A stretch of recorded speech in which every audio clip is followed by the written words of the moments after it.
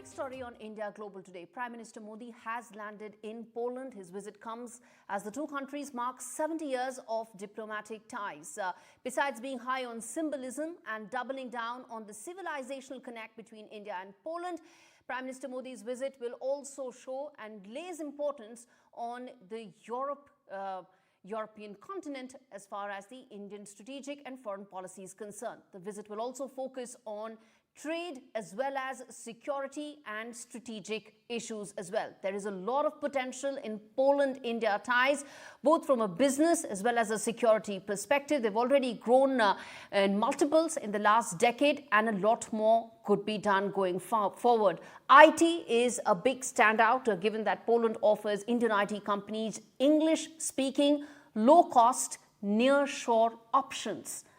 And given the shortage of doctors and medical staff in Poland, the Prime Minister's visit could also culminate possibility into an agreement, paving the way for more medical professionals from India to go to Poland. On the security side, India appointed a defense attaché to Poland last year. EU has also done the same, indicating that this partnership has many layers and it could develop that in the next couple of years as well. We have colleagues on ground covering every aspect of Prime Minister Modi's visit, first to Poland and then later on to Ukraine. Let me first get in my colleague Umar Shankar Singh, who's spoken, in fact,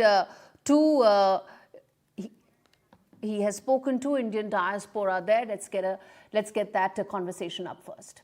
Prime Minister Modi is coming to Poland, and it's first Prime Minister visit in last 45 years, and here we have with us some Indian diaspora members. Mr. JJ Singh, what do you do? Can you introduce yourself? JJ Singh, I am actually having my own travel agency and residing in Poland for last 35 years. And what about you, sir? I am Raju Sabnani. I am here since last 25 years.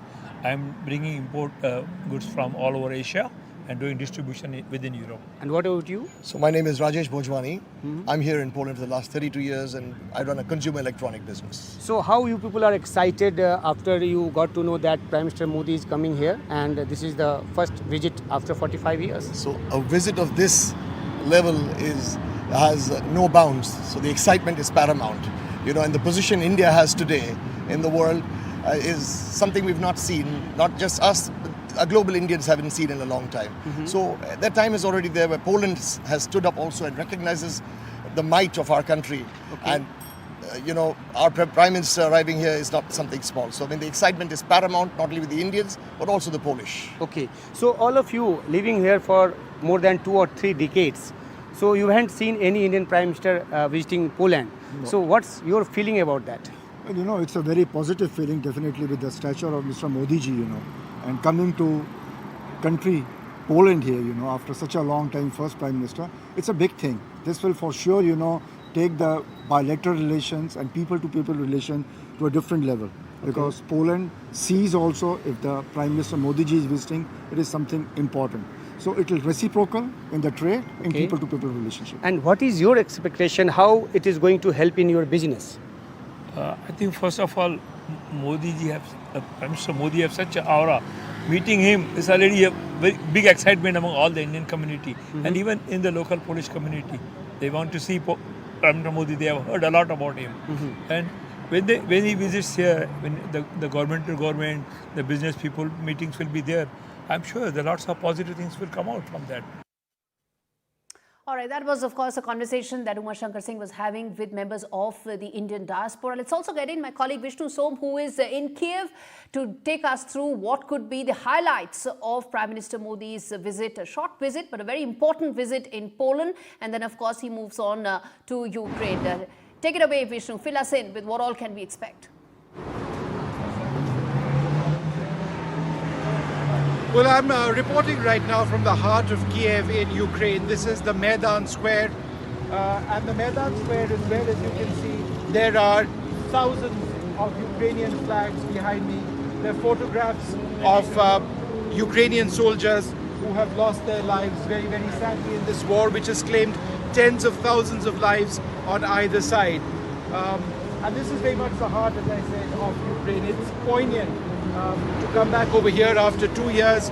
I was here 2 years ago when the war started, and at that stage the loss of lives wasn't quite what it is at this stage. and you can actually see it over here.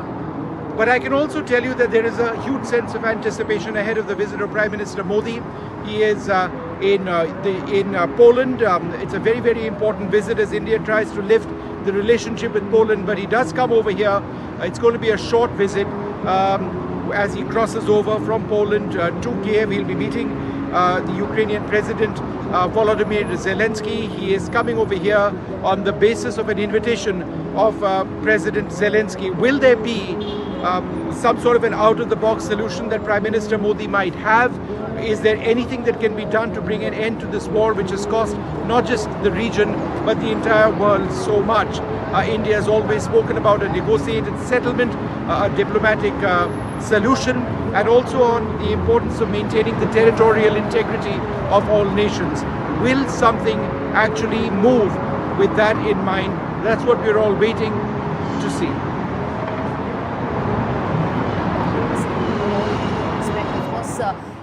There are a lot of expectations in terms of whether Prime Minister Modi could really ensure that a possible peace solution or some sort of a solution could be worked out. That is not the official word that has come in as far as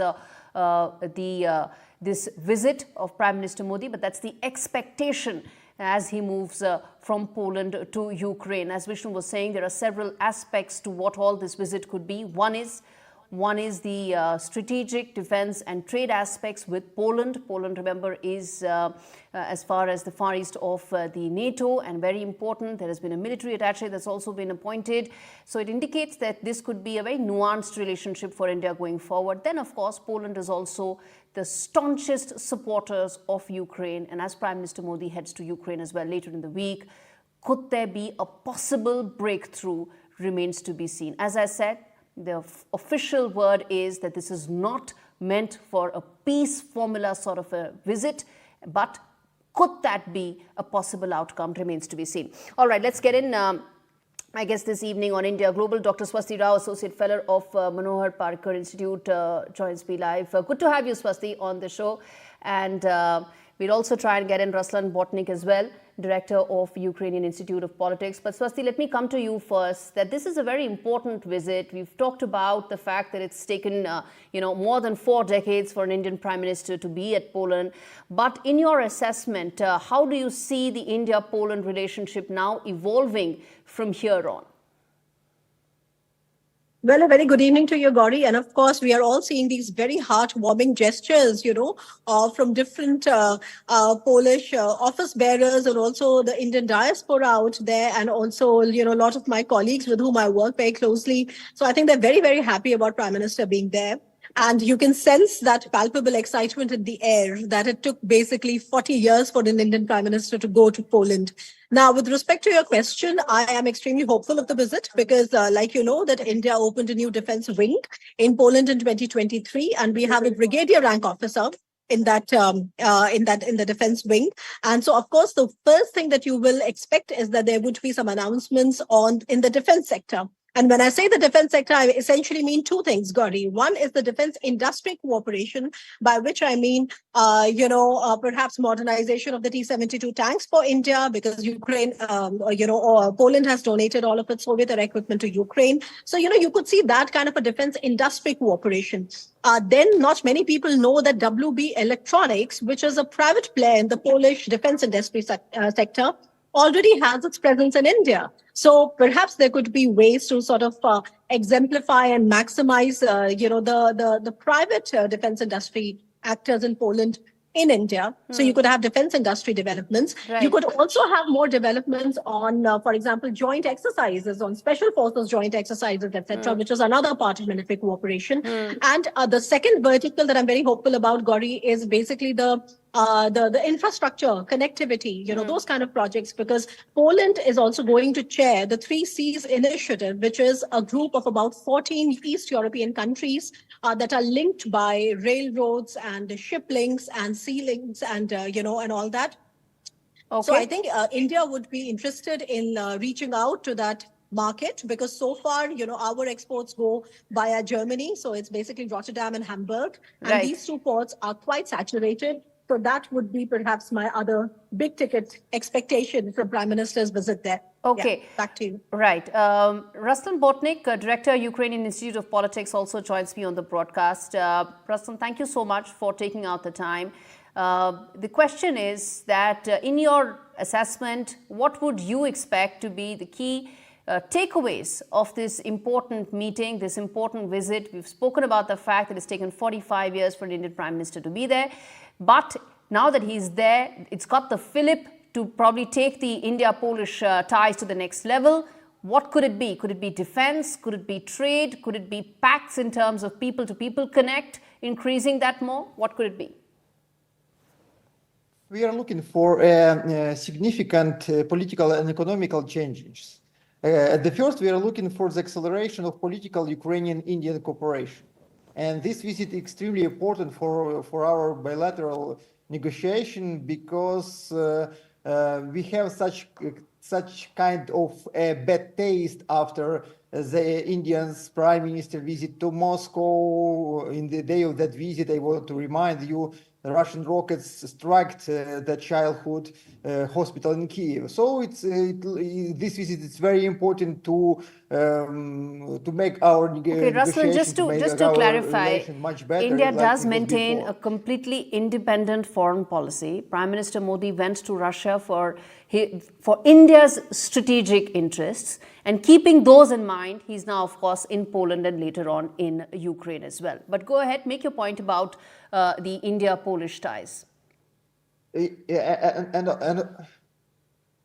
Ruslan, or are you addressing to me? Yes. Go ahead, finish your point. Yeah. And so we are waiting for the acceleration of political relations between our country, and also we are looking for India, Ukrainian side looking for India like an maybe main connector to the global south. For Ukraine, it's extremely important the position of global south countries, and especially in India, even taking into account that China, another global south country, is much closer to the Russia now. Okay. So it's much difficult for us to make this negotiation. So we're looking this acceleration, and we are looking for the acceleration of economical ties, because we have a lot of concrete questions in economical cooperation. Food and agriculture questions, engines for Indian warships, a lot of questions which could be resolved during this visit and could accelerate our economical cooperation. Swasti, talk to us about the balancing act. Part of it is what Ruslan also mentioned, but the larger issue as far as, and the very positive aspect as far as, how India has been able to successfully balance its foreign policy in what may look like conflicting interests. So talk to us about that. How does that pan out? Sure, Gauri, that's a very good question. And I was just talking to, I was just explaining this bit to very recently somebody that I think in the West, for a very long time, there existed a bit of a confusion and a bit of a misunderstanding, actually, I would say, about India's neutral position. Okay. So India has always maintained that India's neutrality is not a passive neutrality. It is an active neutrality. India is also a center of humanitarian aid. India has sent about 16 consignments of humanitarian aid. India looks forward to playing a very proactive role in the reconstruction of Ukraine whenever it happens. And of course, in the larger collaboration with its European partners. India, from the Indian side and the Ukrainian side, there have been more than, 40 times of recorded official conversations, whether it's been through phone calls, at the sidelines of different summits or in-person visits, all the way now that the Prime Minister will be there soon. So what I'm saying is that in the West, I'm sorry for this background noise. I'm sorry, but Okay, so maybe what I'm trying to say is that it is a very good opportunity for India to actually give a positive understanding to the West of where its neutrality is coming from. And the fact that India has an independent foreign policy when it comes to having its ties with Russia. There's a different set of national interests that drives it there. And there's a different set of national interests driving it to countries like Ukraine or Poland. Right. There are no binaries as far as India's foreign policy outlook, and position is concerned. That's the larger point. And Ruslan, let me ask you this, that strategically Poland is the eastern flank of the NATO. And how do you see ties from a defense point of view, defense technology point of view now growing between India and Eastern Europe? I think India now is looking for another partner in military technology sphere except of Russia, because his historical ties, we understand why it happened.